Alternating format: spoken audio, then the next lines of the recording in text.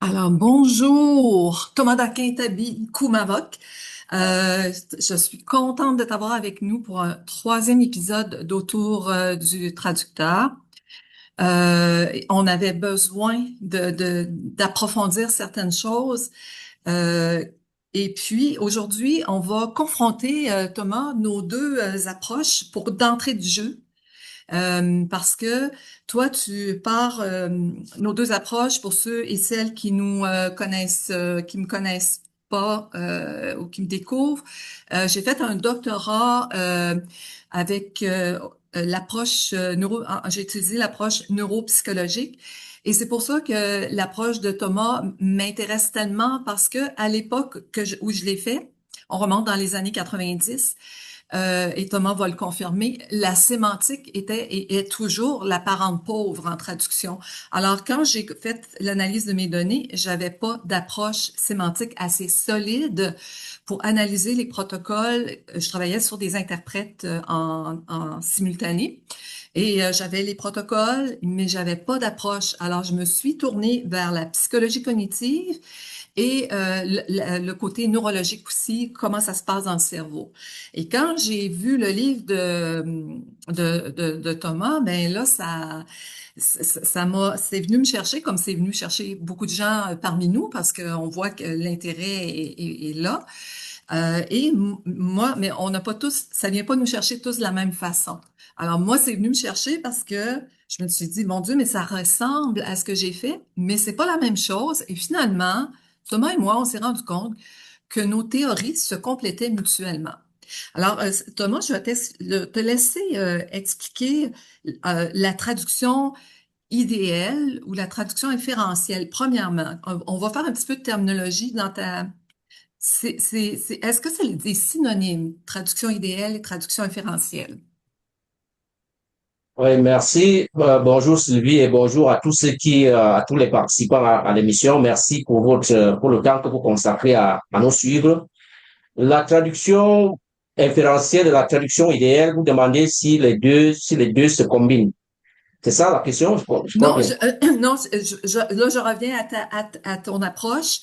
Il y a beaucoup de termes qui sont nouveaux pour nous, là. Alors, puis même les termes, s'ils sont pas nouveaux, la première chose à faire, tu le sais comme moi, Thomas, c'est de définir les concepts qu'on utilise dans notre approche. Alors, le mot idéal, premièrement, je ne le connaissais pas avant de te lire. Et inférentiel ou inférence, ça, je connaissais, je l'ai utilisé beaucoup, mais on n'a pas tout à fait la même notion d'inférence non plus. Euh, Dans ton approche, quand tu parles de traduction idéale, c'est les concepts, c'est les idées, hein? C'est bien ça? Il faut comprendre que la théorie inférentielle s'appuie sur plusieurs disciplines sémantiques. Si je prends le cas de la sémantique des cadres de Fillmore, il est essentiel de comprendre que c'est l'idée qu'on traduit.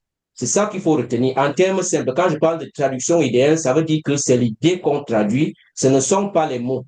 Parce que l'énonciation, c'est la matérialisation des idées en discours. Il ne faut pas aborder le texte comme si c'était un mécanisme automatique.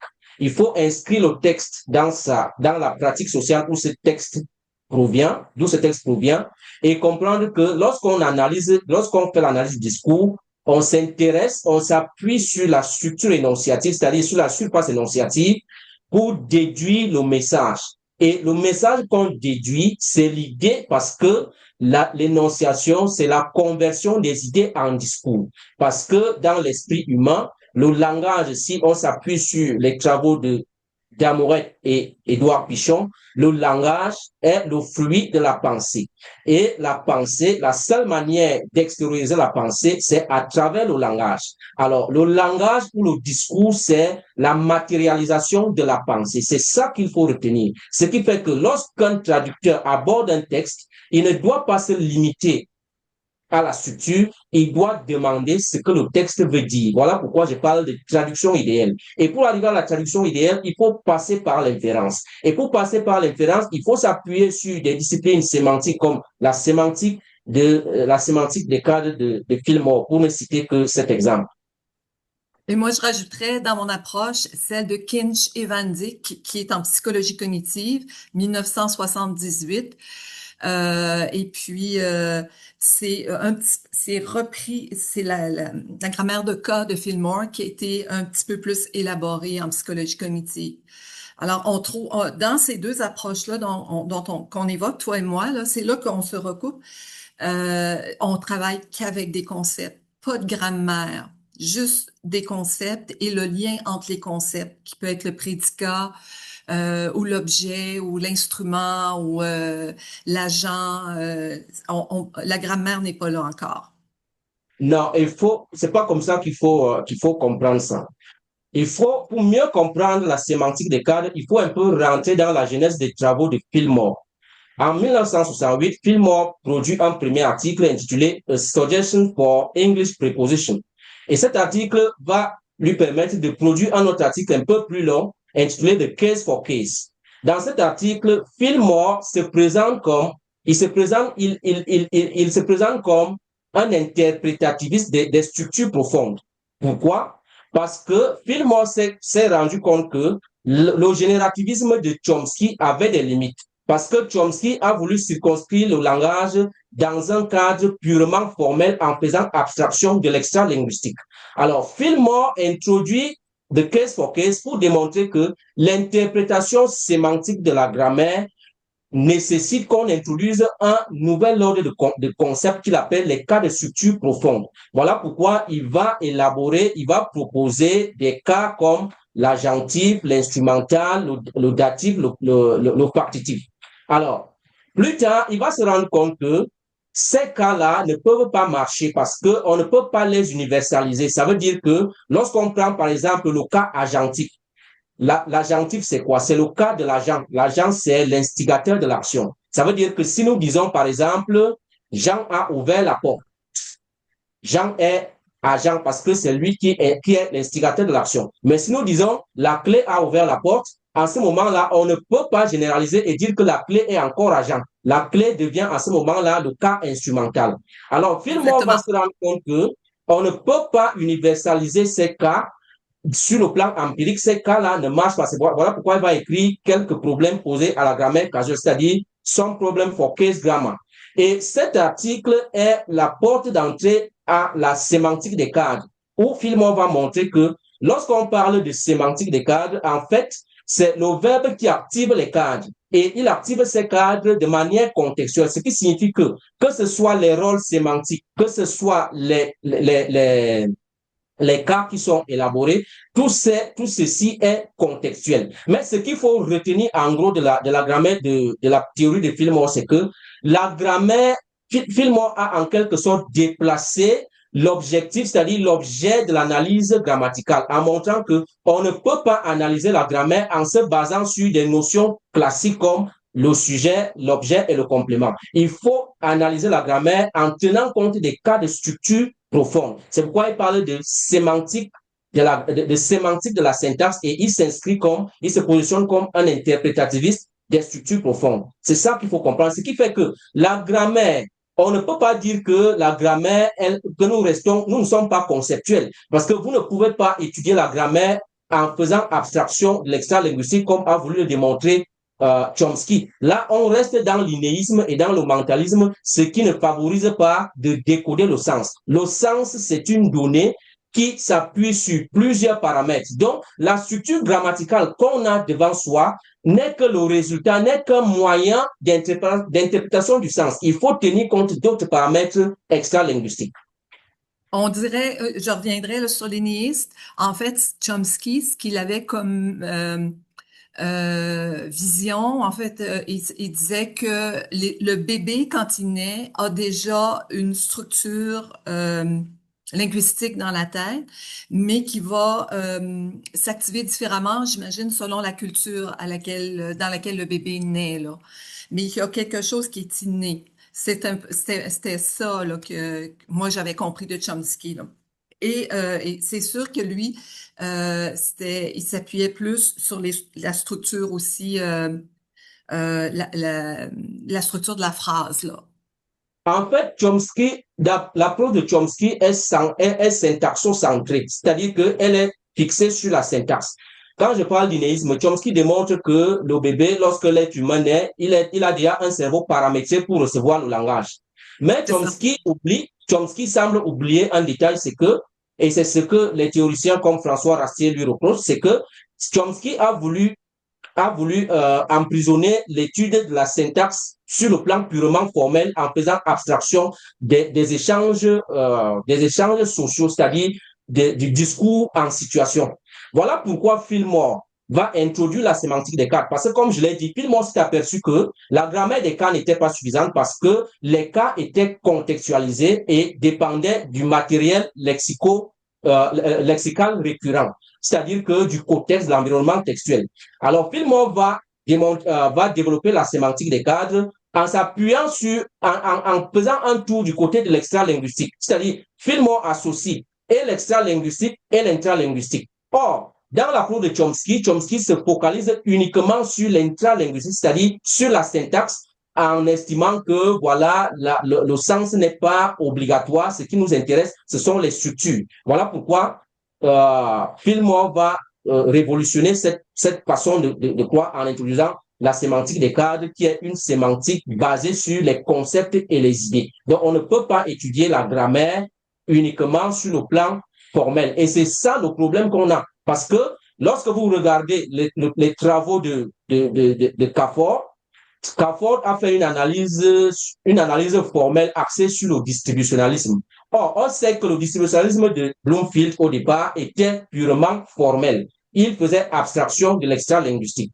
Donc, ce qu'il faut retenir, en gros, c'est que lorsqu'on parle de grammaire, lorsqu'on parle de la gestion du sens ne doit pas se focaliser uniquement sur la syntaxe. Elle doit puiser dans l'extra-linguistique et dans l'intra-linguistique, c'est-à-dire le contexte, l'environnement linguistique du texte, et puis les paramètres comme la pragmatique, quelque chose que Chomsky a purement écarté dans sa théorie. Je vois que dans notre chat, François a mis un lien. François, tu as mis un lien sur pour nous informer de Explique-moi la sémantique. Alors, tu nous encourages à aller cliquer sur ce lien-là, si on veut en savoir un petit peu plus. Je suis allé voir, j'ai voulu savoir c'était quoi les cas de Fillmore, là, parce on en parle. Alors là, j'ai vu que c'était des cas qui, finalement, ça décrit ce qui se passe dans la phrase, ça décrit l'histoire de la phrase, ça décrit l'action. C'est pas des notions grammaticales, si j'ai bien compris, ça dit qui fait quoi. Et puis là, je commence à comprendre là, le système de Fillmore. Je connaissais pas ça, Importance. je connaissais rien à ça. J'ai pas de maîtrise en traductologie, là. Vous autres, vous savez. Ah, c'est même pas étudié en traductologie, François, c'est purement linguistique, c'est dans le domaine de la linguistique. À l'époque, la traductologie n'existait pas de toute façon. Je viens de Alors, comprendre ce que c'est. Je suis allé voir sur Perplexity, puis j'ai demandé, explique-moi les cas de Fillmore, puis il me les a expliqués. merci beaucoup, François. Je trouve que c'est une belle façon de simplifier effectivement cette approche-là dans un langage euh, plus moins hermétique. Thomas et moi, on est plus habitués dans les affaires plus compliquées. Oui, je trouve que c'est ça, parler que c'est l'histoire c'est une histoire, puis après ça, l'histoire, on rajoute plusieurs phrases ensemble. Alors là, on fait une histoire plus grande, ce qu'on appelle le fil conducteur, et puis c'est ça là. Donc effectivement, pour revenir à ce que tu dis, Thomas, donc on parle d'objectifs. Il y a aussi dans ton livre, tu parles de situation, de contexte, de vouloir dire, de contenant, de contenu. Est-ce que c'est toutes des notions qui sont intégrées dans la théorie inférentielle ou idéale? Ce sont les notions qui s'intègrent parfaitement dans la théorie inférentielle et il faut retenir que, comme je l'avais dit dans une de mes vidéos, la théorie inférentielle s'appuie sur plusieurs disciplines sémantiques. Comme nous parlons aujourd'hui de la sémantique des cas de Fillmore, ce qu'il faut comprendre, c'est que lorsqu'on parle de situation, contexte, idée et tout ça, La théorie inférentielle s'appuie sur ce que David Premack et Guy Woodruff appellent la théorie de l'esprit. La théorie de l'esprit, c'est quoi? C'est c'est la capacité à montrer que autrui a des intentions, des émotions et des désirs. Alors, dans le cas de la sémantique interprétative, lorsqu'on interprète un texte, il faut comprendre que on interprète ce qui est dit et on interprète ce qu'on veut dire. Parce qu'il y a toujours un piège. Ce qu'on dit n'est pas toujours ce qu'on veut dire. Voilà pourquoi il y a le contexte et il y a la situation. Et Fillmore, dans sa théorie des cadres, dans sa sémantique des cadres, va vous parler de la mémoire sémantique, c'est-à-dire de semantic memory. Alors, la mémoire sémantique chez Fillmore, c'est quoi? C'est cette mémoire-là qui est la mémoire du sens situationnel et contextuel, c'est-à-dire la mémoire conceptuelle. Parce que l'énonciation, comme je l'ai dit, l'énonciation, il est circonstanciel. L'énonciation, elle est circonstancielle, elle est contextuelle, elle est situationnelle. Alors, lorsqu'on analyse l'énoncé, on ne s'appuie pas uniquement sur des cadres, on ne s'appuie pas uniquement sur des fonctions grammaticales, on s'appuie sur des rôles sémantiques. C'est ce que Fillmore démontre.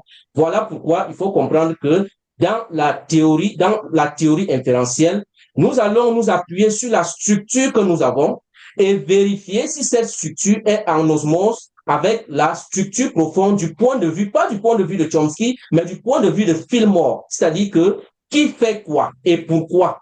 Alors, lorsqu'on traduit, le traducteur n'est pas obligé de recopier la structure, c'est-à-dire les positions ou alors les fonctions grammaticales. Le plus important, c'est de déterminer d'abord les cadres qui sont activés, déterminer les rôles sémantiques, vérifier que le cadre qui est activé dans le texte de départ est transférable dans le texte d'arrivée. On parlera de transférabilité des cadres. Si je vous donne un exemple comme the source fed the journalist with false information. The source fed the journalist with false information. Dans cette phrase, vous avez dans la structure source, vous avez fed the journalist with false information. Quel est le cadre qui est activé? C'est l'acte nutritif. Mais lorsque le traducteur va faire, si vous faites la traduction structurelle, vous aurez la source a nourri le journaliste de fausses informations. Sauf que lorsque vous dites la source a nourri le journaliste de fausses informations, nourrir quelqu'un de fausses informations n'est pas idiomatique. C'est ce que Fillmore appelle prototype, c'est-à-dire le cas paradigmatique. Parce que cette expression ne correspond pas. Donc, il faut changer de cadre. Il faut vérifier si ce cadre est applicable dans la langue d'arrivée. Or, qu'est-ce qu'il faut comprendre par... Ça, c'est des connaissances. Ouais. Oui, qu'est-ce qu'il faut comprendre par the source fed the journalist with false information? C'est pas un cadre, c'est pas le cadre nutritif, c'est pas une question de nourrir. Alors que c'est ça qui est dans le texte de départ. Dans le texte d'arrivée, qu'est-ce qu'on doit faire? Il faut comprendre que c'est le cadre de désinformation qui est activé. Donc, c'est la désinformation qu'on va traduire. Voilà pourquoi il faut comprendre que la traduction, elle est idéale. On dira donc, la source a distillé de fausses informations aux journalistes. Parce que là, nous partons de la traduction structurelle qui s'appuie uniquement sur la structure de surface pour la traduction idéale qui s'appuie sur les concepts parce que faire de journalism with false information n'est pas un cadre nutritif, mais plutôt un acte de désinformation. Donc, c'est ça qu'il faut comprendre. OK. Alors, à ce moment-là, tu parles déjà de mémoire. Je trouve ça très intéressant parce que c'est là, avec l'intelligence artificielle, avec ChatGPT, qu'il y a un problème pour les traducteurs. Parce que là, tu parles que le traducteur, il faut qu'il identifie le cadre, comme tu le dis. C'est pas manger, mais c'est plutôt donner, de diffuser l'information. Tu parles de distiller. Donc, le traducteur il y a une mémoire de travail comme un ordinateur. Il travaille ça dans sa mémoire de travail. Et il va puiser de l'information dans sa mémoire à long terme. Si on donne tout, alors là, je te pose la question, Thomas. Là, tu parles de l'être humain, de sa façon de fonctionner. Si on donne tout sous forme de sortie machine, ChatGPT ou de la post-édition, est-ce que ce même processus-là de réflexion dont tu parles, le traducteur va être encore capable de le faire? Est-ce qu'il n'y a pas un danger, là, de paresse ou Oui, de mauvaise information? c'est un danger. Si vous me permettez d'utiliser le terme, si vous me permettez d'utiliser le terme neurotraductologie, je vais parler de neurotraductologie. Alors, ce qu'il faut comprendre dans le fonctionnement du cerveau humain, c'est que les informations passent par les aires perceptives et visuelles. Alors, une fois les informations arrivent au cerveau, une fois que les informations arrivent au cerveau, ces informations, en ce qui concerne le langage le cerveau humain dispose des aires spécifiques pour le langage. Il y a ce qu'ils appellent les aires, que les neuropsychologues appellent les aires de Wernicke, qui sont responsables du lexique, c'est-à-dire que c'est là où le lexique est stocké. Et puis, il y a les aires de Broca qui sont responsables du traitement de l'information, c'est-à-dire du traitement du langage. Alors, ces deux aires communiquent entre elles et donnent naissance à ce que nous appelons mémoire de travail. La mémoire de travail qui est ici un espace comme un établi où le menuisier travaille. C'est-à-dire que c'est là où le menuisier rabote ses planches et en fait, c'est comme la cuisine. C'est la cuisine interprétative du traducteur. Alors, lorsque vous utilisez la traduction humaine, vous faites appel aux aires de Wernicke et aux aires de Broca qui donnent lieu à la mémoire de travail.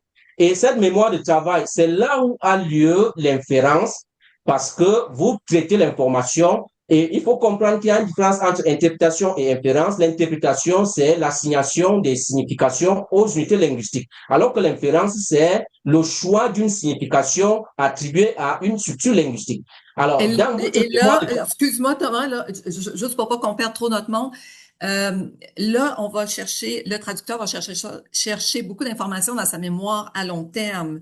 Et plus le traducteur est expérimenté, plus sa mémoire à long terme a été nourrie par toutes sortes de traductions, plus il est capable de faire d'inférences. C'est un peu ça. Excellent ce que vous êtes en train de dire. C'est-à-dire que j'étais en train d'expliquer que les aires de Broca et les aires de Wernicke et les aires de Broca, qui sont des zones cérébrales, nourrissent donc la mémoire de travail. Et c'est la cuisine interprétative du traducteur. Lorsque le traducteur travaille, lorsqu'il fait de la traduction humaine, il développe un certain espace qu'on appelle un espace mental qu'on appelle mémoire de travail. Et cette mémoire de travail alimente donc sa mémoire à long terme. Et cette mémoire à long terme va créer une autre mémoire, ce que Endel Tulving, l'estonien, appelle la mémoire épisodique, qui est la mémoire des souvenirs. Ce qui fait que lorsque vous faites la traduction humaine, non seulement vous enrichissez votre mémoire de travail, mais aussi vous développez votre mémoire à long terme. Et il faut comprendre que la mémoire de travail et la mémoire à long terme travaillent en collaboration. C'est-à-dire que la mémoire à long terme, la mémoire de travail ravitaille la mémoire à long terme et la mémoire à long terme ravitaille la mémoire de travail lorsqu'elle est confrontée à des difficultés. Alors, toute personne qui pratique la traduction humaine enrichit sa mémoire à long terme et peut faire de la traduction en mettant de côté les dictionnaires. Tout dépend du type de texte que la personne a devant elle. Mais alors, lorsque vous vous retrouvez avec l'intelligence artificielle, avec ChatGPT, vous renoncez à votre mémoire de travail, vous subissez ce que je pourrais, excusez-moi le terme, ce que je pourrais appeler, vous subissez un endormissement cognitif.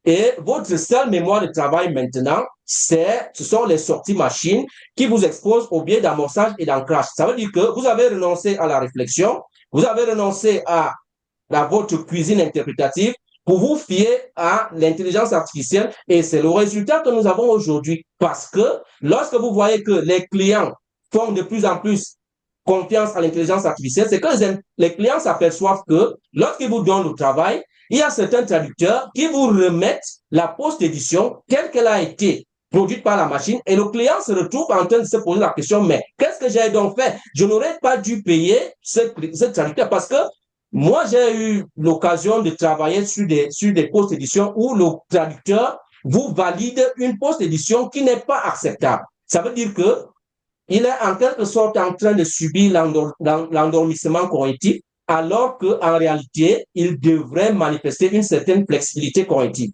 C'est ça. En fait, l'image que j'utilise dans certaines présentations, quand on est en mode post-édition, on sait que la post-édition pour un traducteur va prendre plus de temps que de traduire à partir de zéro, souvent, et qu'on est moins payé. Ça, c'est déjà une première chose. Et puis, le fait de travailler, mettons, dans l'environnement Trados ou MemoQ avec des segments post-édition qui nous sont proposés, ça fait comme si on recevait un tas de textos.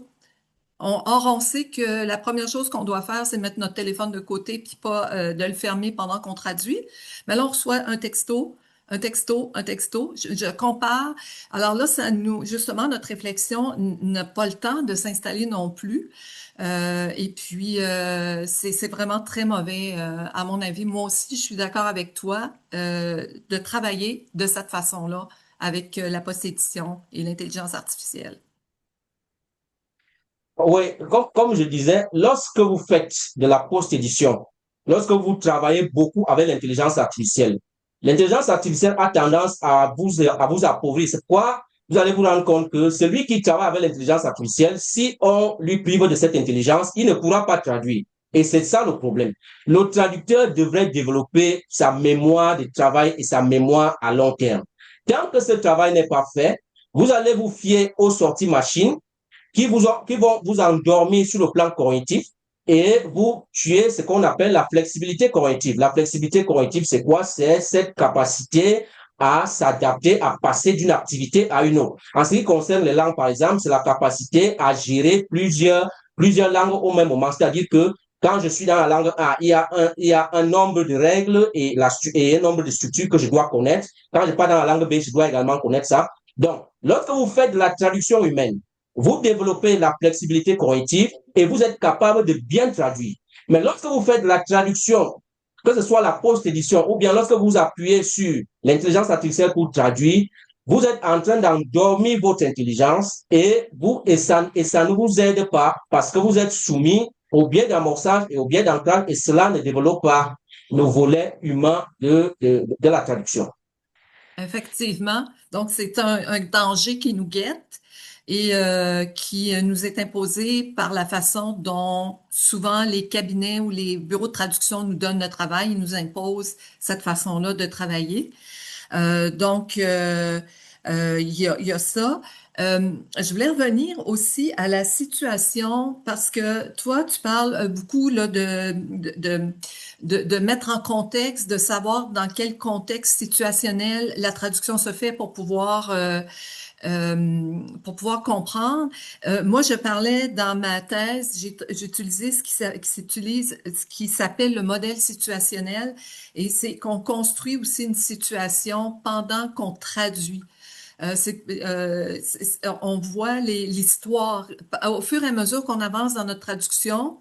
On fait l'histoire de chaque phrase, comme François le disait. On fait l'histoire de chaque paragraphe aussi. Et en même temps, on puise dans notre mémoire à long terme, puis on construit une situation qui est peut-être pas objective, là, qui dépend de notre connaissance du domaine, mais on a ça aussi. Là. Moi, en tout cas, c'est un peu ce que je voyais. Toi, tu parles beaucoup plus de façon objective. Là. Moi, je parle plus par rapport à ce que le lecteur ou le traducteur comprend du texte. Le traducteur, comme je l'ai dit, il faut comprendre que la traduction est contextuelle. Elle est contextuelle. Genre, je ne trouve pas une grande différence entre ce que vous dites, entre ce que vous préconisez et ce que je dis parce que la traduction, elle est contextuelle, elle est situationnelle. Voilà pourquoi, s'il faut se référer à la terminologie de Fillmore, il parle de mémoire sémantique qui est la mémoire du sens situationnel.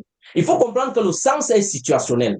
Et c'est la difficulté avec l'intelligence artificielle. Parce que si on vous prenons un exemple simple, on dit the door open, the door open.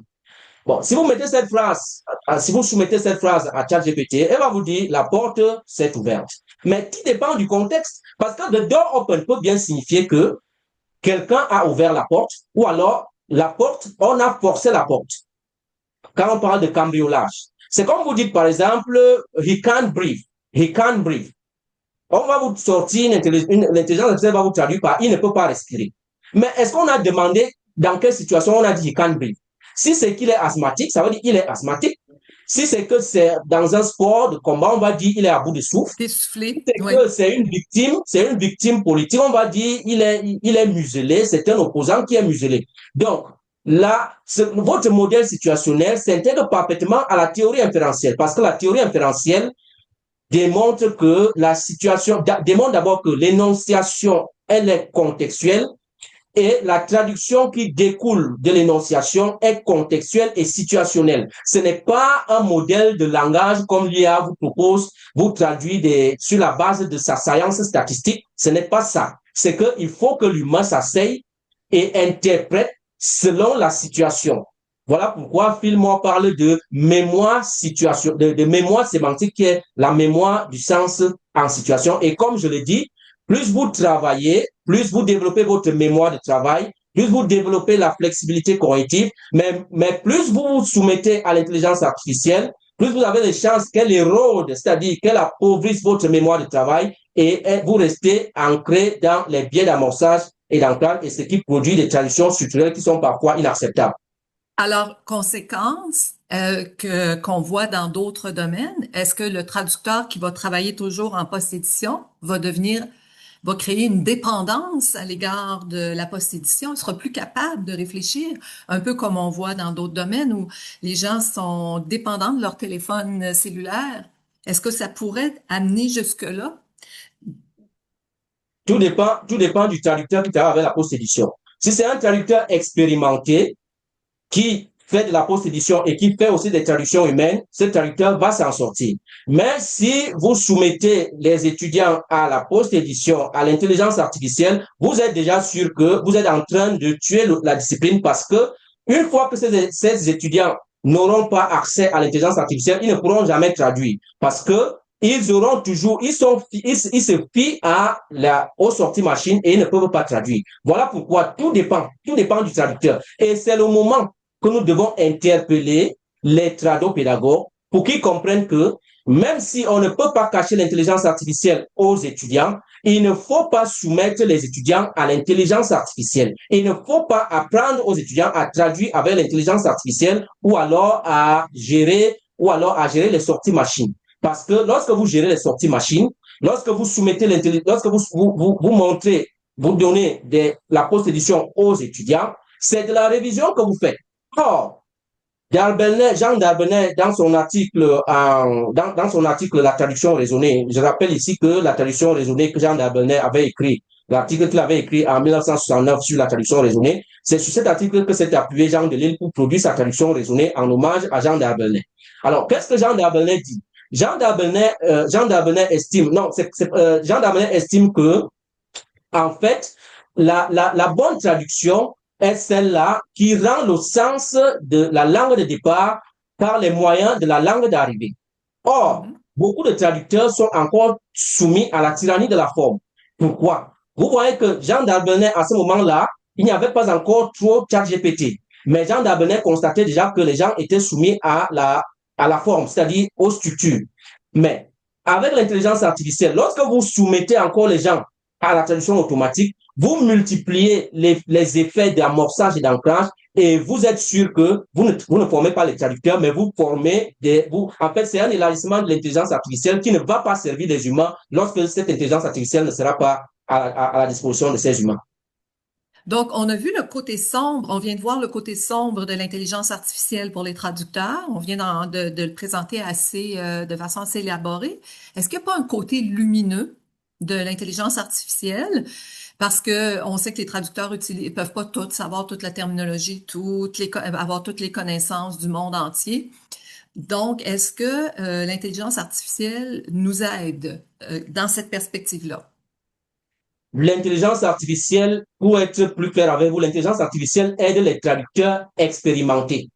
Et je dirais que même ces traducteurs expérimentés doivent encore mettre à jour leurs compétences en sémantique. Parce que la sémantique est la base. Lorsque vous êtes suffisamment outillé en termes de ressources sémantiques, vous allez mieux tirer parti de l'intelligence artificielle parce que je ne la rejette pas. Ce que je veux faire comprendre, c'est qu'il faut qu'elle soit utilisée par des experts, par des gens qui connaissent déjà de la traduction humaine. Et là, vous pouvez donc chercher la terminologie et peut-être mieux gérer les sorties machines. Parce que si vous n'êtes pas suffisamment outillé, vous ne pourrez rien faire.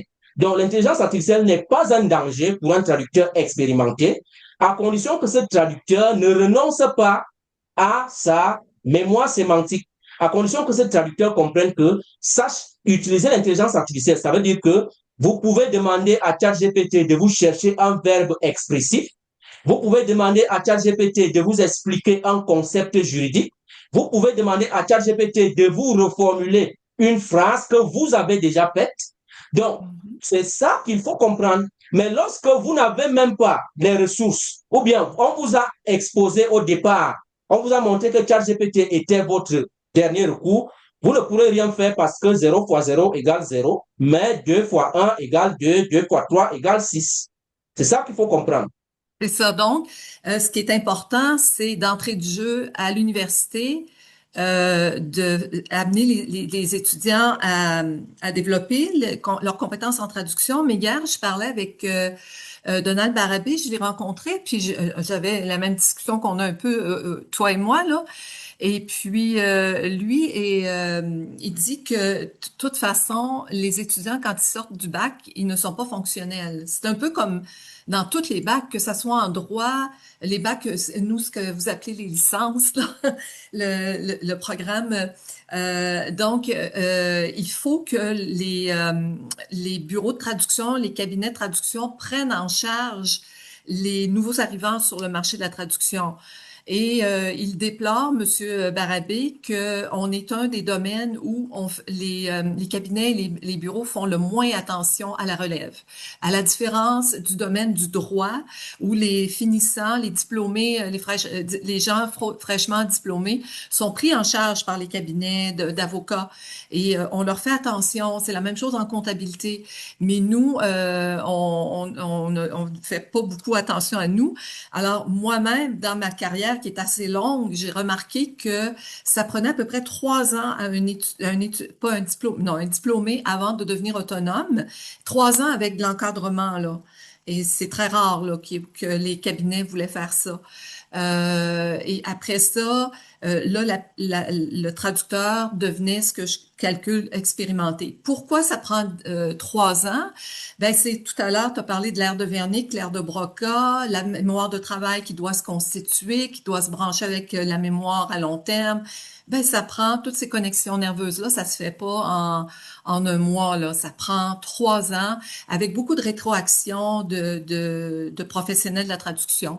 Alors, malheureusement, on n'est pas dans un milieu favorable à ça.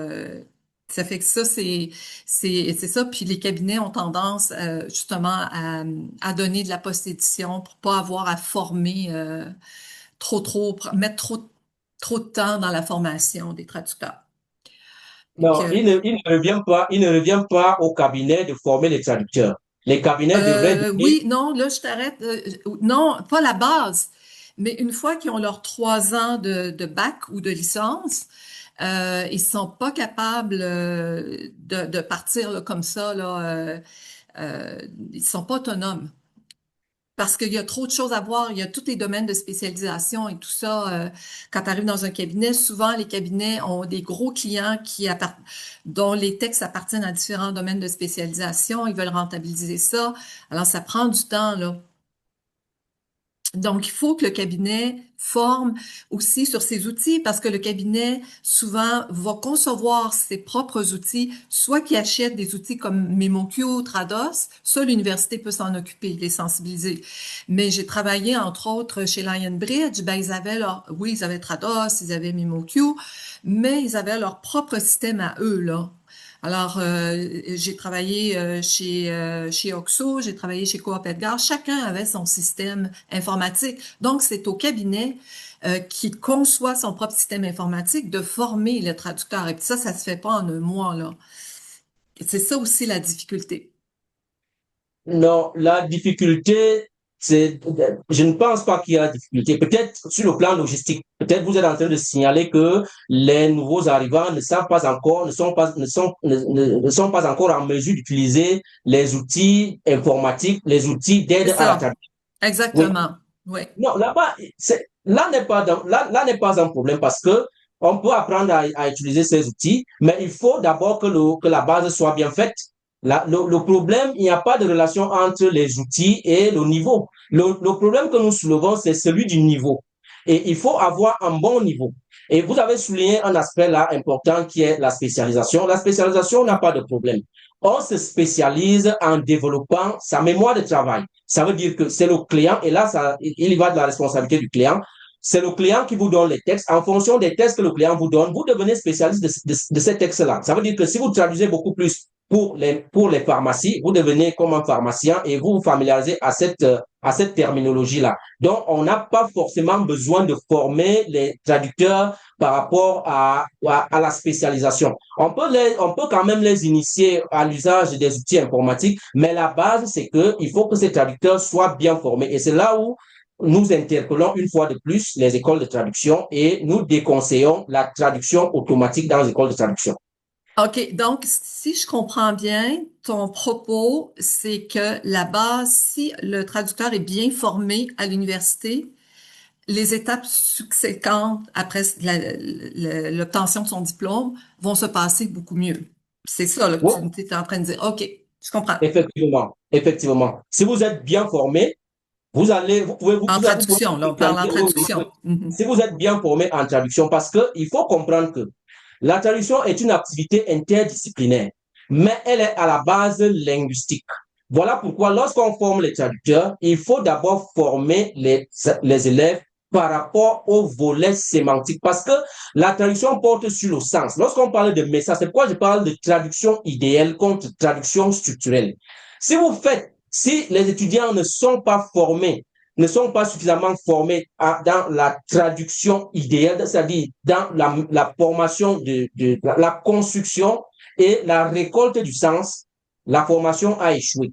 C'est là la base. Il faut insister sur le volet sémantique de la pédagogie de la traduction. Une fois que cela est fait, vous pouvez maintenant vous spécialiser lorsque vous êtes déjà sur le terrain, parce que si vous traduisez avec les juristes, vous travaillez avec les avocats, vous allez vous familiariser à leur vocabulaire. Et là, comme vous avez d'abord une bonne assise sémantique, vous allez ajouter à cette assise sémantique le cadre institutionnel, c'est-à-dire la terminologie juridique. Et puis, vous pourrez maintenant utiliser n'importe quel outil et savoir que si on me donne la post-édition, je peux maintenant bien gérer la post-édition. C'est ça qu'il est question. Mais si vous n'êtes pas bien formé, si on a juste bâclé, ou alors on n'a même pas insisté sur l'aspect sémantique, c'est-à-dire la récolte, comment encoder, comment décoder, comment déconstruire le sens, ça veut dire que la formation n'a pas réussi et l'intelligence artificielle ne pourra pas nous aider parce qu'il n'y aura pas de différence entre l'intelligence artificielle seule et le traducteur seul, et le traducteur qui traduit en utilisant cette intelligence artificielle. Aussi, ce que tu disais aussi je pense dans le deuxième volet qu'on a fait ensemble, c'est important de renforcer, de continuer même quand on est sur le marché de la traduction depuis plusieurs années, de continuer à renforcer nos compétences en sémantique. C'est toujours on a la base, mais il faut pas se dire que tout est gagné là. Après ça, il faut l'entretenir. Oui, il faut l'entretenir. Je pourrais dire que la petite recherche que j'ai faite peut aider les traducteurs parce que ma recherche, j'ai décidé de faire cette recherche parce que j'ai constaté que les théories qui m'ont précédé n'ont pas été suffisamment reconnaissants envers la sémantique. Ça, c'est Mhm. beaucoup plus les aspects structurels qui ont été évoqués. Même lorsque vous prenez la théorie interprétative qui est plus utilisée, c'est un cours magistral. C'est un cours magistral qui n'aide pas forcément, qui n'aide pas véritablement les étudiants parce que c'est des concepts, on vous parle de déverbalisation, mais on ne vous explique pas exactement comment déverbaliser, comment récolter le sens en contexte. Parce qu'il faut comprendre que la sémantique, c'est une discipline très large. Voilà pourquoi je pourrais conseiller, je pourrais recommander mon livre au traducteur parce que j'ai essayé de m'appuyer sur plusieurs disciplines sémantiques pour démontrer ce qu'est réellement l'interprétation. Parce que si vous ne faites pas une bonne interprétation, vous ne pouvez pas traduire. Parce que On parle d'interprétation, d'abord, un donc interprète. compréhension et non pas d'interprétation simultanée. Là, on parle une interprétation, une bonne compréhension du, de la phrase à traduire. Oui, ce qu'il faut comprendre, c'est si vous êtes tout traducteur est un interprète, c'est ça qu'il faut d'abord comprendre, parce que même si vous n'avez pas été formé pour faire l'interprétation simultanée ou consécutive, tout traducteur est un interprète parce que lorsque vous pratiquez la traduction humaine, vous faites de l'interprétation en monologue interne. Ça veut dire que lorsque vous lisez une phrase, vous l'interprétez. Il y a même certains collègues, lorsqu'on était à l'école, bon, il y a certains collègues, lorsqu'il traduit, il est en train de, il parle à basse voix. Donc, c'est de l'interprétation qu'il fait. C'est de l'interprétation, c'est-à-dire qu'il interprète d'abord en monologue intérieur avant d'actualiser la traduction. Voilà pourquoi il faut donner toutes les ressources aux traducteurs pour qu'ils comprennent ce qu'est l'interprétation, à quel moment interpréter, pourquoi interpréter et comment récolter, comment concilier ce qu'on dit et ce qu'on veut dire. Parce que si on insiste seulement sur ce qu'on dit, on a plus de chances de faire fausse route. Voilà pourquoi dans ma théorie inférentielle, je parle de traduction idéale, c'est-à-dire une traduction qui s'appuie, qui cherche à concilier le dit et le vouloir dire. Donc, c'est le vouloir dire qu'on traduit en un mot. Hmm. Pas toujours facile. Ça, c'était Denika Steleskovic et Marianne Lederer qui parlaient de ces concepts-là, parce qu'elles enseignaient l'interprétation à l'époque, là. Alors, c'est pas toujours facile. Et les interprètes aussi, ils ont des informations qu'on n'a pas, nous, les traducteurs. Ils ont le locuteur ou le conférencier, la conférencière devant eux, donc ils ont le langage du corps aussi. C'est que nous, on n'a pas, on perd ça, là, ce côté-là. Vous comprenez donc pourquoi je dénonce l'exposition des étudiants à l'intelligence artificielle. Parce que lorsque vous exposez les débutants à l'intelligence, à la traduction automatique, à ChatGPT, comment vous allez faire pour les interprètes? Comment vous allez faire? Ça, puisque l'interprète, il est vrai que les interprètes parfois reçoivent des documents à la veille, mais il y a des situations où vous n'avez pas, où l'interprète ne reçoit pas ces documents. Il fait de la traduction, il fait de l'interprétation. En fait, l'interprétation même, c'est quoi? C'est la traduction simultanée en oral. Mais si vous n'avez donc pas les ressources cognitives, si vous n'avez pas cette flexibilité cognitive de pouvoir vous adapter d'un système à un autre, vous ne pourrez pas traduire. Et si vous avez été habitué aux sorties machines, comme vous n'aurez donc pas la machine devant vous, vous aurez un individu. Si vous ne comprenez pas que l'énonciation est circonstancielle et que lorsqu'on analyse le sens, on tient compte des paramètres extra-linguistiques, vous ne pourrez pas interpréter. Et il faut comprendre que l'interprétation, elle est, comme je l'ai dit, c'est aussi la traduction et c'est le sens qu'on récolte. Et le sens est une donnée qui se lit, qui s'interprète. Voilà pourquoi un théoricien comme François Rassier parle de parcours interprétatif et que le sens, on parle de sémantique du discours. Et donc, c'est une sémantique situationnelle. Si vous n'êtes pas habitué à faire ce genre d'exercice, si vous avez été habitué à vous appuyer sur des pré-traductions, vous ne pourrez jamais faire l'interprétation parce que l'interprétation demande plus d'efforts cognitifs parce que vous devez être capable de comprendre rapidement et de reformuler. Voilà pourquoi je parle de flexibilité cognitive. Parce que Oui. la flexibilité cognitive s'appuie sur trois piliers, à savoir l'adaptation, la capacité d'adaptation, c'est-à-dire que je peux partir d'un système de règles à un autre et toujours me concentrer, j'adapte le message. Il y a le désengagement, c'est-à-dire que le fait que je ne suive pas les biais, c'est-à-dire le fait que je ne suive pas la logique du texte de départ, et il y a la créativité. Et tout cela n'est possible que si nous avons une mémoire de travail et une mémoire à long terme assez fournie. Oui, et d'ailleurs, on sait que les interprètes en cabine ne peuvent pas, tellement que ça demande d'efforts. Normalement, ils travaillent 30 minutes, ils sont en équipe, puis ils font des segments de 30 minutes parce que c'est très exigeant là, comme effort cognitif, là, tout ça. Et puis ils sont habitués, là, c'est des gens d'expérience. Nous, on n'a pas, on a le papier qui nous aide, là, ou l'ordinateur, là, on a quand même un support, mais eux, ils n'ont que leurs oreilles. Alors, c'est beaucoup plus difficile, beaucoup plus exigeant. Oui, c'est beaucoup plus exigeant. Voilà pourquoi ils doivent beaucoup travailler sur le La matériel. préparation, oui, Oui, oui. oui, sur le sens, la récolte du sens, la Et oui, puis compréhension et souvent, l'interprétation. ils vont étudier dans les jours qui précèdent leur mission. En Europe, on parle de mission. Je pense qu'on parle de mission aussi dans le cas des interprètes ici. Ils vont étudier, ils vont acquérir des connaissances dans les jours qui précèdent pour pouvoir y avoir accès. Ils vont les rentrer dans leur mémoire à long terme pour y avoir accès quand ils vont être en cabine pour que ça puisse s'en aller dans la mémoire de travail et puis que ça avance là. Ils peuvent pas arriver comme ça.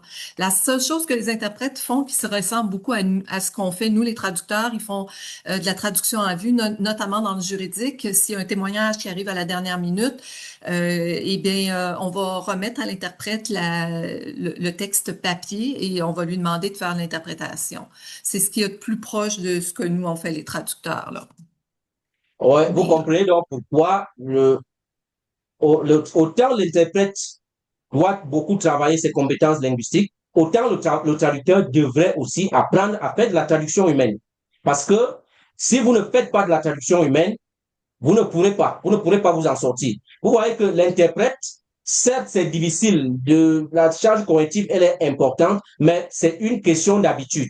L'interprète travaille, c'est son métier, il connaît comment situer le sens, il développe, donc il a une mémoire à long terme assez fournie et c'est pourquoi il est vraiment flexible. Et c'est là l'enjeu. Parce que même lorsque les adeptes des prompts, les adeptes qui formulent les prompts pour l'IA, c'est là où ils n'ont rien à nous proposer parce que je ne sais pas s'ils sont capables de nous démontrer que en interprétation simultanée, il va falloir faire d'abord des prompts et demander à ChatGPT, je ne sais pas. Mais ce que je sais, ben c'est que moi j'ai une partie de la réponse. J'ai fait justement, j'ai travaillé avec l'analyse propositionnelle qui s'appelle maintenant, on parle plus d'analyse propositionnelle, on parle de graphe de connaissances. Alors il s'agit de demander de ficeler une prompt, une requête, en lui demandant de prendre le texte de départ. Là, je parle de traduction, je parle pas d'interprétation, par exemple. oui, Et de faire les graphes de connaissances ou l'analyse propositionnelle, donc déjà de générer les cas de Fillmore. Donc, on a déjà, et après, on peut lui demander de faire une traduction dans ChatGPT. Donc, déjà, on va avoir de meilleurs résultats que si on demande à ChatGPT tout de go de partir une traduction. Mais faut bien entraîner notre GPT personnel. Ben, moi, je travaille avec un GPT personnalisé pour pas aller chercher toutes sortes de choses dans le chat GPT public, là. Alors, c'est important d'avoir un GPT personnalisé bien entraîné qui est capable de générer les cas de Fillmore. J'ajoute aussi, parce qu'on parle beaucoup de modèles situationnels, de situation depuis quelques minutes, là. Donc, je rajoute aussi, je lui demande de générer le modèle situationnel. Alors, c'est sûr que c'est moi je suis une traductrice d'expérience, là. C'est sûr que je dirais pas ça à quelqu'un qui commence, là, qui sort de l'université, mais je suis capable de voir que le modèle situationnel qu'il génère a du bon sens ou a pas de bon sens. Alors, ça me repose l'esprit parce que c'est aussi toute une question d'énergie, hein. Alors, quand il me génère le modèle situationnel, ben déjà, je peux le peaufiner et je peux le laisser dans mon GPT personnalisé. Je vais avoir encore une meilleure traduction ou une meilleure révision parce qu'à partir de ça, je peux faire la même chose avec le texte. J'ai le texte en anglais avec l'analyse propositionnelle, le texte à réviser avec l'analyse propositionnelle, et je peux voir au niveau de la grammaire de Code Fillmore parce qu'il faut que les deux structures profondes correspondent l'une avec l'autre. Alors là, je vais aller chercher des fautes, plus des fautes de sens profond là. Mais ça veut pas dire que c'est parfait. Là, faut avoir de l'expérience. Je donnerais pas ça à quelqu'un qui commence. il faut avoir l'expérience pour formuler des prompts. Il faut avoir Oui, l'expérience. et Parce pour que, voir les erreurs parce qu'il est pas parfait, il va former avec la prompt, il va formuler des erreurs aussi, des hallucinations. Mais c'est là que mon oui, expérience de traductrice que j'ai acquise au moment où il n'y avait pas d'intelligence artificielle, puis pas de mémoire de traduction, puis après ça, tout ça, peut m'aider à profiter au maximum de l'intelligence artificielle. oui, c'est ce Mhm. que j'étais en train de dire. Exactement. Oui. Oui, vous pouvez formuler des prompts si vous-même vous avez des ressources pour formuler ces prompts et si vous êtes un bon juge. Parce que si vous prenez un juge de karaté, vous lui demandez d'aller arbitrer un match de football, vous êtes sûr il ne va pas bien arbitrer. Donc, il faut avoir des ressources et vous pouvez formuler vos prompts lorsque vous avez l'expérience et être capable de juger de la pertinence et de comme je peux dire, la transférabilité de votre message. Parce que si vous soumettez ces prompts à ChatGPT, votre ChatGPT, et que vous les validez automatiquement, il y a problème. Parce qu'il faut toujours retenir que la traduction, elle est situationnelle, elle est contextuelle. Donc, il faut formuler les prompts en fonction de la situation qu'on a.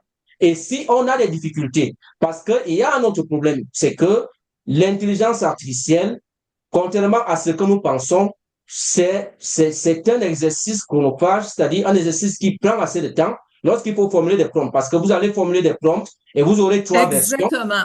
C'est Et vous ça. aurez trois versions. Vous allez commencer à analyser les trois versions. Et vous, il faudra peut-être même encore modifier les trois versions.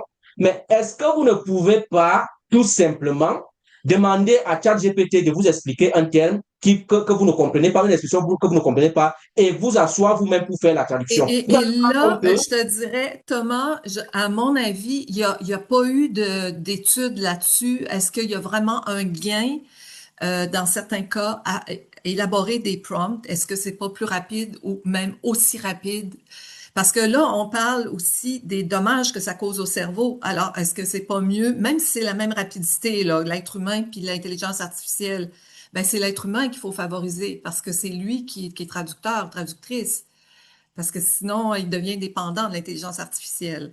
C'est pas juste la logique parce que là, comment je pourrais dire, on nuit aux ressources de notre marché, hein, on nuit aux ressources humaines. oui, je pense que il faut Donc, il faut falloir sensibiliser les avoir clients. des données là, scientifiques à un moment Oui, oui. donné, là.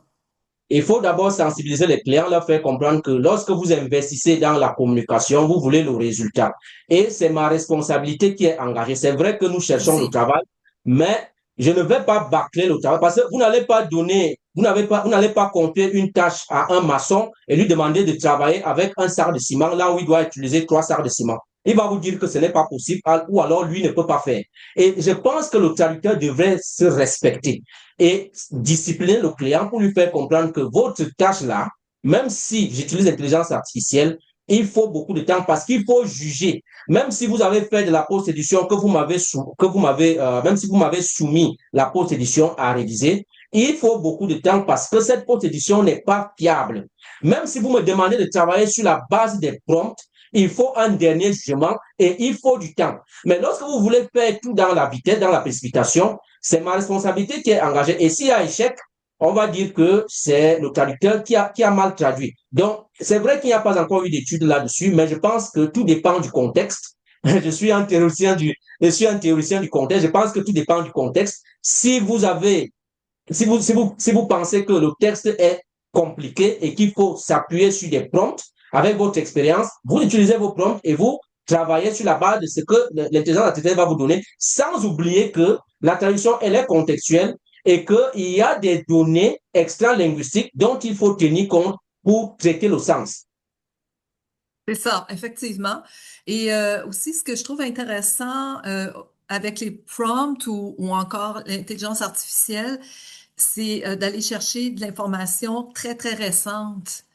Qu'on n'a même pas, qui est même pas encore consigné là dans des revues, parce que encore là, ça demande quelqu'un d'expérience qui va être capable de juger de la qualité de l'information récente. C'est sûr, là, on revient toujours à Non, ça. non, Mais on a plus accès. Mm. le problème, c'est que l'intelligence artificielle vous donne des informations, je peux dire des informations superficielles. Parce que elle ne peut pas, si vous demandez à Gemini ou Claude Aya ou à ChatGPT de vous donner la source, c'est-à-dire de vous citer un auteur, de vous donner la citation avec la page, je ne suis pas sûr que ChatGPT ou Gemini va faire cela. Donc, c'est des connaissances. Non, je pense, ils vont te donner le site web où tu peux consulter une citation, par exemple. Mais toi, tu Oui, parles de l'ouvrage papier ou la version numérisée d'un livre. oui. Non, faire une bibliographie avec ChatGPT, non, je pense qu'il faudrait Non, que j'aille à la bibliothèque. ce n'est pas possible. Ce n'est pas possible. Donc, il ne faut pas penser il faut pas penser que l'IA est devenue la ressource indispensable au point où on ne doit plus utiliser les méthodes classiques de recherche. Non, il faut utiliser l'IA pour développer ses compétences. Et il faut avoir d'abord quelque chose à la base. Parce que j'ai dit 0 fois 0 égale 0. Mais si vous faites 5 fois 2 égale 10. Donc, c'est comme C'est ça. ça, Si vous avez c'est déjà une ça. intelligence que vous avez une certaine assise intellectuelle, vous allez ajouter, c'est-à-dire vous pourrez même juger de la pertinence de ce que l'intelligence artificielle vous donne. Mais si vous n'avez rien, vous n'aurez rien du tout. Voilà pourquoi il faut faire attention aux prompts qu'on formule. Il faut savoir, et le problème aussi avec les prompts, c'est que lorsque vous avez un texte de 1000 mots, si vous le soumettez tout ce texte à l'intelligence artificielle, vous allez faire comment? Si vous lui demandez de vous traduire ça en 3 versions, vous ne voyez pas que ça va vous prendre trop de temps de comparer les 3 versions de 1000 mots. Je ne suis pas sûr qu'il va traduire les 1000 mots parce que Mais il attends un a petit peu, Thomas, pourquoi tu parles de 3 versions? Pourquoi tu parles? Moi, je fais jamais ça, 3 versions. non, je dis, Pourquoi? il y a des prompts, il y a des adeptes des prompts comme François Couture qui est en train de Ah nous oui, oui, mais regarder. François, il fait des... François, corrige-moi si je me trompe, là. Toi, tu proposes, par exemple, pour une phrase donnée, une première version, tu la regardes, tu en demandes une deuxième ou tu demandes d'entrée de jeu 3 versions une après l'autre? Comment tu procèdes? Premièrement, je traduis pas 1000 mots pour OK. commencer, là. OK, comment Alors, tu traduire 1000 fonctionnes mots alors? d'un coup, là, ça, je vais le dire en anglais, c'est greedy, là. C'est trop. Moi, je traduis des paragraphes. Et puis, je suis en conversation avec l'IA. Je suis pas en post-édition, là. Post-édition, il n'y a pas de conversation. Tu peux pas demander à l'IA de refaire ou tu peux pas lui donner des indications. Tu peux rien faire de ça, là. Alors, moi, j'ai des prompts, j'ai plusieurs prompts. Mais une manière dont j'aime travailler, c'est je traduis un paragraphe à la fois, pas une phrase, un paragraphe. Et puis, j'ai 3 versions. La première directe, parce que selon Vinet d'Arbelnet, on doit d'abord envisager la traduction directe. Et c'est que quand la traduction directe marche pas, qu'on doit envisager des processus indirects. Donc, j'ai ma traduction directe, pardon. Pour Direct, le petit oui. traducteur angoissé qui a peur d'avoir oublié une virgule, là, ben là, il a sa belle traduction littérale, là, il l'a.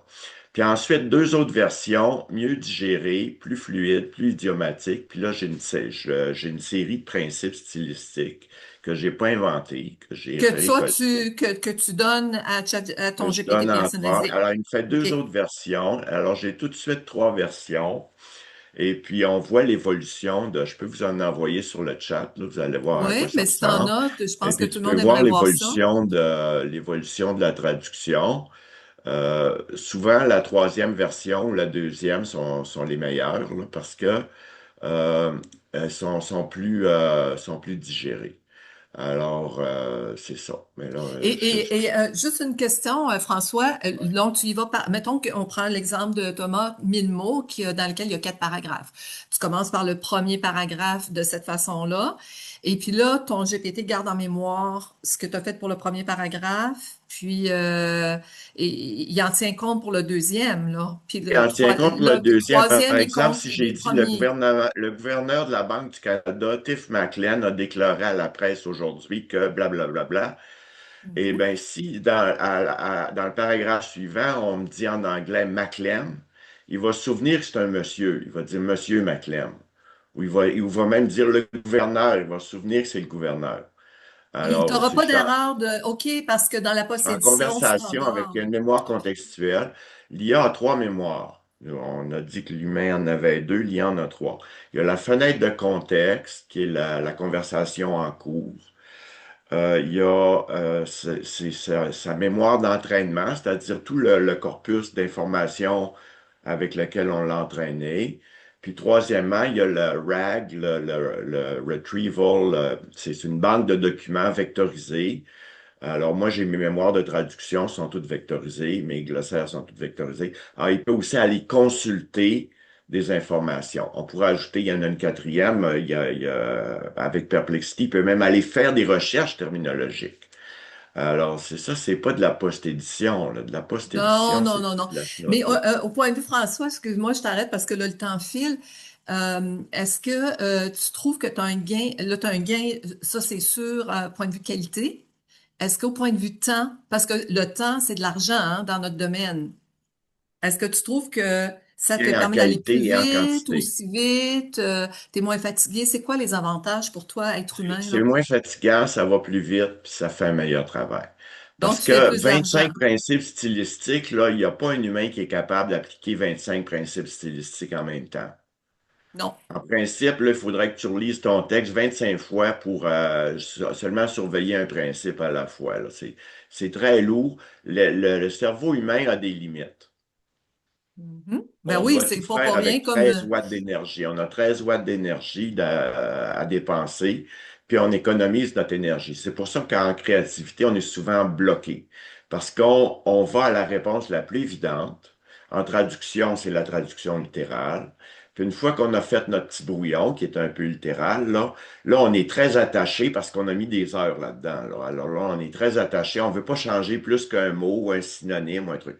Tandis qu'avec les propositions multiples que j'obtiens de l'IA, j'ai des restructurations de phrases, des restructurations profondes. Par exemple, si ma phrase commence par un long complément circonstanciel à antéposer, elle va ramener le sujet au début, puis elle va reporter le complément circonstanciel à la fin, ou elle va faire une phrase spéciale juste pour énoncer ce qu'il y a dans le complément circonstanciel, pour ensuite faire une phrase. Alors, elle fait des remaniements de structure que, qu'un qui traducteur demande humain beaucoup d'énergie à serait l'être humain. résistant à faire, serait Ouais, réticent ouais. à faire.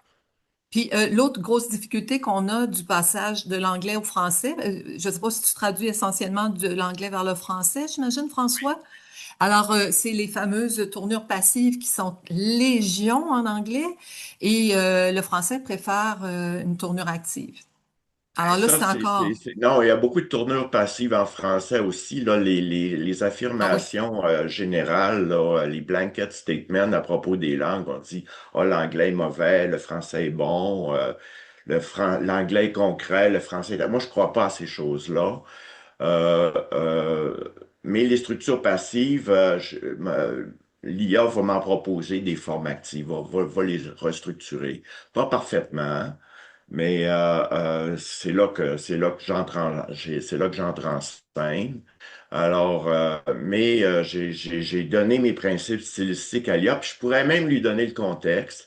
Si vous allez dans une application de traduction IA comme Lara Translate, je ne sais pas si vous utilisez Lara Translate. Vous avez une fenêtre contexte où vous expliquez votre histoire. Vous dites la situation, vous dites la l'histoire, situation dont on parle, donnez le Thomas et moi, le texte. modèle situationnel, ouais, c'est ça, Modèle OK. situationnel, c'est Mm. très abstrait quand vous dites ça, mais moi, je peux résumer ça à qu'est-ce qui se passe? C'est quoi la situation? Qu'est-ce qui se passe? Alors, et puis, vous pouvez dire ça à l'IA, puis elle va traduire en conséquence. Puis Lara Translate va vous donner trois versions, une version fidèle, une version fluide, puis une version créative. Puis en plus, ça va faire une critique de la traduction. Si vous cliquez sur des phrases, il va proposer des changements des reformulations. Et puis, vous pouvez lui donner votre glossaire, vous pouvez lui donner votre mémoire. Tout ça, c'est de la traduction interactive, c'est de la traduction assistée. C'est en interaction, en dialogue entre deux intelligences. Ça n'a rien à voir avec la post-édition. La post-édition, c'est ridicule. On prend la première sortie machine. La première sortie machine n'est jamais bonne. Puis la première sortie humaine non plus. Parce que c'est la traduction la plus évidente. La Alors, structure, ouais, il faut aller au-delà. c'est ça. Alors, si vous êtes un humain puis que vous prenez votre premier brouillon, vous faites de la traduction automatique, ça, vous faites de la traduction automatique à la main. Parce que vous appliquez automatiquement la forme du texte source. Alors, autrement dit, il y a différentes manières d'utiliser l'IA. Il y a des manières stupides, puis il y a des manières intelligentes. Exactement. Et Mais toi, puis, François, t'es comme moi, t'as une longue, t'es expérimenté. Fait que ce moi, que je suis surtout j'entends, ton expérimenté, je suis pas formé. expérience, Ouais. t'es pas, non, mais je veux dire, t'as pas suivi de bac, t'as pas un bac, c'est ce que t'es en train de me dire là. Euh, J'ai un bac mais en communication, puis j'ai étudié tous les manuels de traduction parce qu'on me donnait des traductions. J'ai étudié les manuels, puis j'ai passé l'examen de l'ordre. d'accord. À Donc, l'examen de l'ordre, tu t'es 50% formé. des candidats échouaient, à cette époque-là en tout cas, puis pourtant étaient tous diplômés. C'est ça, oui, je me rappelle de cette période-là. Effectivement, c'était effrayant le taux d'échec de gens qui sortaient C'était avec un un bac. examen ridicule, c'était deux petits textes de 250 mots, genre un petit article du Reader's Digest. Puis Et j'aurais fini tout avant ça la fin, jouait là. ça. En Et plus, oh wow. là-dessus, les gens butaient, puis la moitié de la classe échouait. Alors, je sais pas quoi en dire. L'enseignement, moi, je suis pas spécialiste en enseignement. Mais moi, en enseignement, je dirais que tu peux avoir l'IA, mais à ce moment-là, tu mets ton IA en mode didactique, c'est-à-dire que tu demandes à l'IA d'expliquer ce qu'elle fait. Puis tu demandes à l'IA de te poser des questions aussi, si elle comprend pas la situation, qu'elle te le demande. Alors, encore une fois, c'est l'IA conversationnelle, interactive, par opposition à la post-édition, qui est une application statique. En post-édition, tu traduis une fois, puis tu reformules rien, puis là, tu donnes ça à ton traducteur, puis en plus, tu lui coupes ça en phrases. Alors ça, t'es prisonnier du texte de départ, là, c'est ridicule comme principe. Moi, je travaille pas comme ça du tout. Alors toi, Thomas, qu'est-ce que tu aurais à dire justement par rapport à la formation? Puis hier, on a parlé avec Laurence qui disait qu'il faudrait, toi et moi, on a parlé avec Laurence qui disait qu'il faudrait intégrer plus de cours sur les outils d'aide à la traduction. Toi, tu es de l'autre côté, puis je trouve ça intéressant parce qu'on a un débat là. Toi, tu es plus pour que on n'ait pas du tout d'outils, que le traducteur arrive, l'étudiant arrive en classe et puis apprenne à partir du début, là, de zéro. Oui, je vais d'abord dire un mot sur ce que François Coutu venait de dire. Mhm. La traduction, si Monsieur Coutu utilise les principes stylistiques, ces 25 principes stylistiques, il n'y a pas de problème avec ça. Sauf que la traduction ne repose pas sur les 25, sur ces 25 principes stylistiques. Ça, c'est le volet stylistique de la traduction. On n'est pas dans la traduction pour appliquer les 25 principes stylistiques. On est dans la traduction pour comprendre le message en situation et le restaurer selon les besoins communicationnels. Donc, c'est ça qu'il faut d'abord évacuer. Maintenant, les formulations que tu peux avoir avec son IA, elles sont excellentes. Elles peuvent être excellentes si et seulement si elles prennent conscience, elles prennent compte du volet contextuel de la traduction. Parce que j'ai l'impression que parler de stylistique, ça veut dire qu'on s'appuie sur une version qui est déjà là et c'est beaucoup plus structurel, c'est-à-dire structural. Or, mon principe, c'est que l'idée commande la forme. Il faut d'abord comprendre l'idée et lorsqu'on a cette idée, on peut donc la reformuler en fonction des besoins communicationnels de la langue d'arrivée. Donc, il faut comprendre que ce n'est pas une application de principe stylistique, c'est d'abord une question de compréhension du message en contexte. OK, je C'est t'arrête, Thomas. Je t'arrête, Thomas. François, est-ce que tu as l'impression que ta façon de travailler te donne des idées? C'est intéressant ce qu'il dit, mais je pourrais donner un texte à ce moment-là, en commençant, tu pourrais donner ton texte complet à l'IA, puis dire quelle est la situation, qu'est-ce qui se passe, puis là, tu pourrais la corriger si elle a mal interprété la situation, puis l'action. Et puis ensuite, tu pourrais lui redonner tes paragraphes un à un, mais là, elle aurait déjà correctement compris la situation et l'histoire, puis tu l'aurais corrigé si elle l'avait mal interprété. Donc, Alors, il y a toi, tout. tu dis, François, c'est de partir de la situation dans ta démarche là, avec l'IA, Ce que je viens l'espèce d'apprendre d'interaction. aujourd'hui, là, ce que je viens Oui. d'apprendre aujourd'hui, ce que je faisais déjà, là, mais que je vais dire en mots plus simples que vous, là, vous me pardonnerez. Non, non, Einstein non, disait non, que pardonne-nous d'avoir des mots compliqués. Einstein disait que si tu n'es pas capable d'expliquer un concept à un enfant de 6 ans, c'est parce que tu ne l'as pas compris. Alors, moi, j'essaye d'expliquer à un enfant de 6 ans. À un enfant OK. de 6 ans, je dirais quelle est la situation, qu'est-ce qui se passe dans le texte, puis ensuite, j'irai avec la traduction. Donc, ça recouperait ce qu'il vient de dire Thomas. Mais tout ça, en conversation avec l'IA, tu peux l'avoir. En conversation, pas en statique, là, de faire une sortie machine, puis ou demander, donner la phrase bang à ChatGPT avec aucun contexte, là, puis comprends-tu, Ben, en fait, ce qu'on appelle la traduction neuronale, là, c'est ça, la Non, non, post-édition. neuronal, Non? c'est autre chose, là. Vous êtes un peu confus dans vos notions d'IA, là. Vous parlez d'IA. c'est un être mythique, l'IA, pour vous autres, là. Mais il y a plus de distinctions que ça à faire. Traduction neuronale, j'en ai fait, j'en ai eu. J'ai des modèles de traduction neuronale, j'en ai bâti des modèles de traduction neuronale. La traduction neuronale, c'était un peu, c'était la dernière forme de traduction automatique qu'il y a eu. Ouais.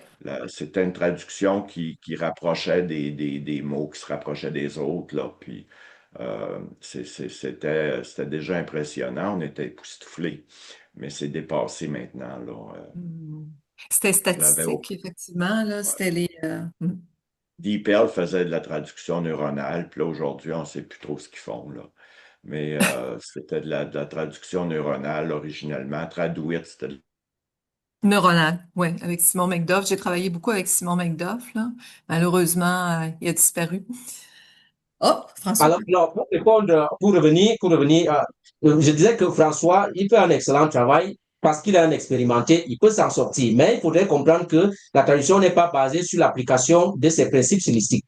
Les principes stylistiques de François Couture ne précèdent pas la traduction. C'est la traduction le texte qui nous dit ce que nous devons faire en fonction de ce que veut dire l'énonciateur. Cela étant dit, vous posez la question de savoir si on doit instaurer les outils d'IA ou si on doit exposer les étudiants à ces outils.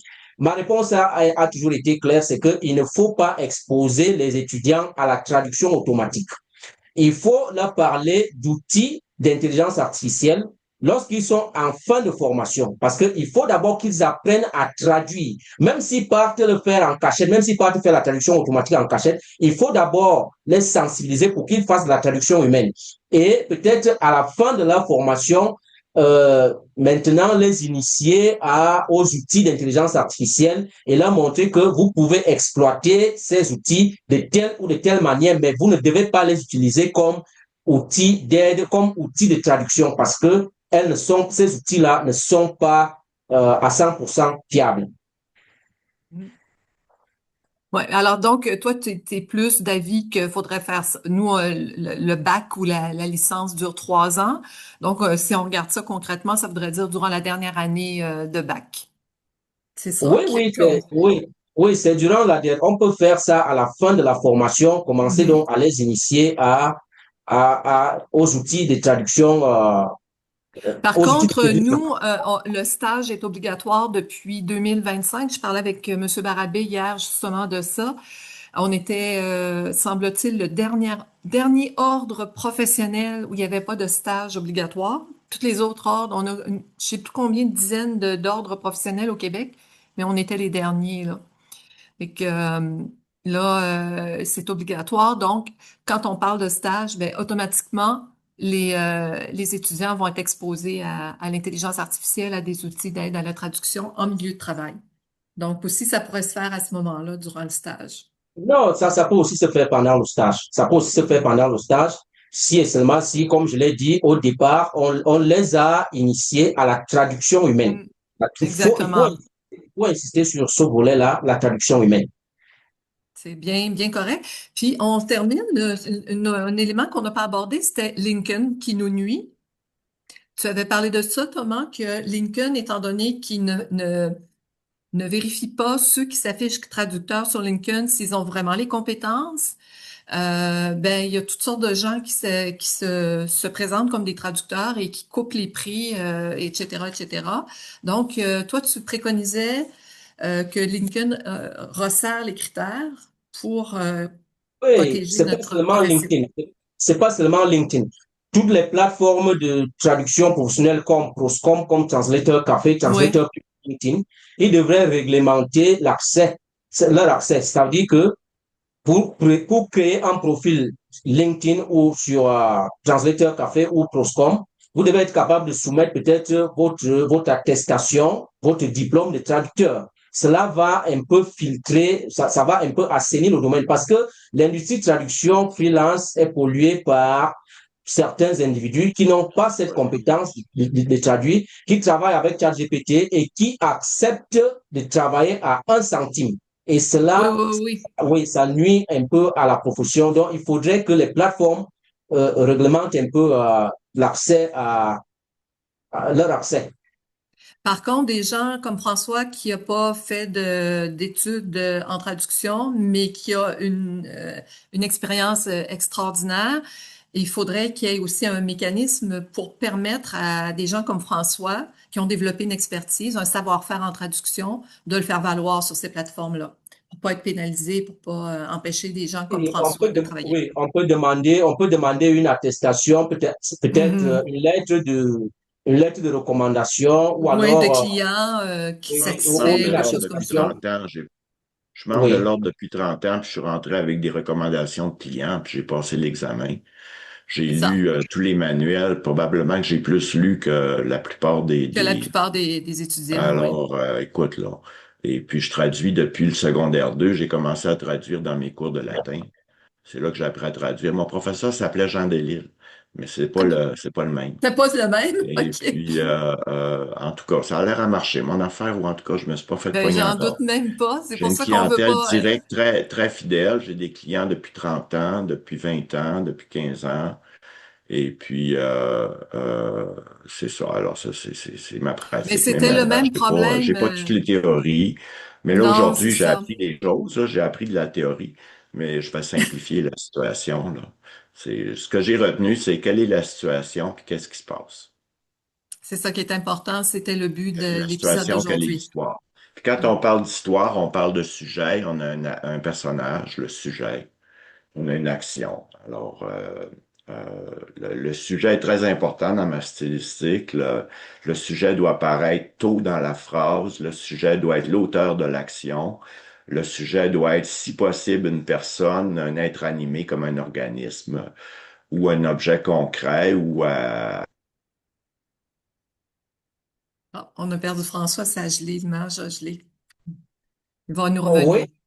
oui. Est-ce qu'il y a peut-être des participants qui ont des questions à poser? Non, Oui, je je pense que demandais, les gens. oui, est-ce qu'il y a des participants qui ont peut-être des questions à poser, Sylvie? Est-ce qu'il faut pas... J'ai personne. Il y a des interventions de François dans le, le clavardage, mais personne. Puis des pouces, mais des bravos, mais personne n'a fait de commentaires. Je sais pas s'il y en a qui en ont à faire là. Ben, Donc, une rapidement, en ce qui me concerne, là, on parle de l'exposition des étudiants à l'IA. Est-ce qu'on sait actuellement quel est l'état de l'enseignement universitaire en traduction? Est-ce que les étudiants sont exposés à l'IA? Est-ce que c'est en première? Est-ce que c'est en deuxième? Qu'en est-il? moi, d'après ce que je sais, c'est que ça s'en vient. C'est pas fait encore. Je tiens ça de Monsieur Donald Barabé que tu dois connaître, Brigitte, là, qui est dans l'OTIAC. C'est pas fait. Par contre, ce qui est inquiétant, c'est qu'il y a plusieurs programmes de traduction qui ont fermé leurs portes. Mais donc ils sont même pas exposés. Ça fait dire, c'est ça. Alors c'est grave. Là. Il y a quelque chose qui se passe. Mais ça s'en vient, effectivement. J'ai parlé avec Jean Delisle, le Jean Delisle que nous connaissons tous en traduction il y a 2 ans. Jean Delisle, bien évidemment, il a pris sa retraite, là. Il est passé à d'autres choses, mais il était en fin de carrière quand je lui ai parlé. On est allé souper au restaurant, puis lui était d'avis qu'il fallait revoir complètement l'enseignement, puis c'était de revoir ça sous forme de révision de textes produits par une application quelconque, là, il a pas donné de nom, mais il était de cet avis-là. Mais lui-même était en fin de carrière et il n'entendait pas reprendre le flambeau puis pousser la chose. Alors, c'est ça. Oui, je vais ajouter que j'ai eu l'occasion de discuter avec Éric Poirier, qui Oui, est et professeur. qui va être notre invité bientôt d'ailleurs en passant. Je crois Mm. il est professeur Trois-Rivières. à l'UQTR. Oui. Oui, nous avons un peu discuté sur sa méthode. Alors, dans sa méthode, il parle de bitexte. Donc, lui, je pense que il est favorable à ce que les étudiants soient exposés aux études d'intelligence artificielle, c'est-à-dire, il leur propose des bitextes, il demande qu'on analyse et ils voient des problèmes. En fait, ils identifient les problèmes et ils proposent des solutions. mais il ne m'a pas expliqué clairement à quel moment cela est fait, à quel niveau, où c'est en début de formation ou à la fin. Donc, je pense que vous gagnerez. Je pense qu'il peut mieux vous dire à quel moment il instaure cela. C'est bien. Alors, c'est ça, il a accepté aujourd'hui. Je l'ai contacté hier et puis il m'a répondu et on va l'avoir bientôt autour du traducteur. Donc, je vous invite à vous joindre à nous à ce moment-là. Et en terminant, je vais faire une annonce qui n'a pas rapport avec, avec ce dont on parle aujourd'hui. Je suis en train de travailler en collaboration avec Patrice Dussault et Ingrid Leboulaire à la mise en place d'un programme de formation pour les traducteurs. C'est une collaboration entre le Canada et l'Union européenne. La formation existe déjà dans l'Union européenne. Nous allons former des traducteurs qui vont devenir des consultants. Nous allons former les traducteurs qui ont plein de compétences transversales, qui ont l'impression de ne savoir qu'une chose, traduire, mais qui ont développé beaucoup de compétences transversales qui vont leur permettre d'attirer généralement, ça va être des moyennes entreprises à venir s'installer au Québec. Donc, ces traducteurs-là vont être formés pour les diriger par rapport au statut de la langue française ici au Québec, les lois, les procédures douanières, parce qu'il n'y a plus de douane, vous le savez, en Union européenne depuis des années. Donc, il faut leur montrer comment faire, leur expliquer qu'il y a des pénalités si ça se fait pas. Il va y avoir la possibilité pour les traducteurs de les aider à localiser leur site web. Alors, en Union européenne, on a l'impression qu'il y a plein de langues, mais il y a beaucoup de pays qui font des affaires qu'en anglais, c'est-à-dire comme l'Allemagne, les Pays-Bas, la Norvège, les pays scandinaves. Donc, c'est des gens avec qui on peut travailler de l'anglais vers le français. Alors, restez à l'affût. C'est une formation qui va commencer. On a notre premier client vendredi. J'ai su ça ce matin. C'est une primeur que je partage avec vous. On a notre première personne qui va utiliser nos services pour développer ces compétences-là. C'est ça, peut-être que ça pourra vous intéresser aussi. On ne prend pas pour l'instant de traducteurs de jeunes qui viennent de sortir de l'université.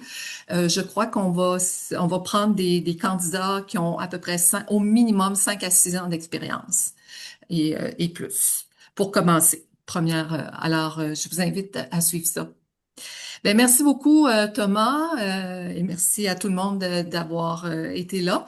Je vous invite à suivre. Bon, il va y avoir l'enregistrement. Je vais vous informer quand ça va être sur Spotify et sur YouTube dans les jours qui viennent. Et puis, on continue. Il y aura d'autres balados. Monsieur Barabé s'en vient aussi au mois de mars. Ça va être, c'est sans fin. Je ne sais pas quand ça va finir. Puis c'est bien comme ça. Merci beaucoup à tout le monde. Au revoir. Merci Sylvie et merci à tous nos participants. Merci beaucoup et bonne soirée. Au revoir.